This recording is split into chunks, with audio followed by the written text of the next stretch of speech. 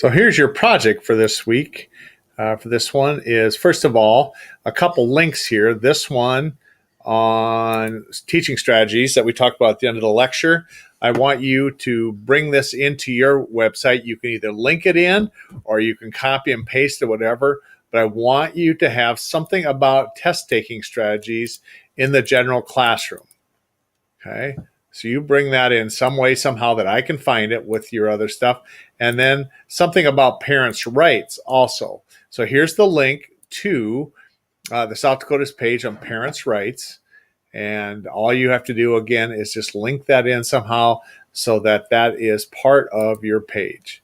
Now, the last thing is something about a report on what your school does, and whether if you're student teaching, if you're not, you're going to have to figure something else out. But I'd like to know this: what test? Because most schools have one specific test they use for cognitive assessment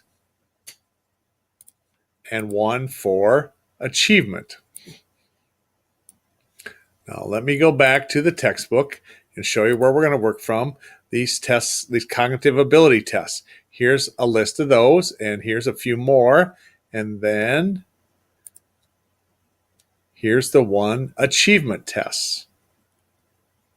Okay. And so you will be able to talk to your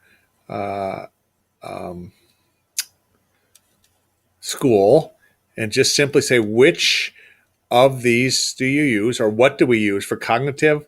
What do we use for achievement? And cognitive, you're going to get kind of a funny idea, a funny answer, because it's done by the psychologists in the school, and sometimes they're not even employed by the school, but everybody's going to get a little funny about that. But they should be able to, your special ed people should be able to rattle off which achievement tests they're using.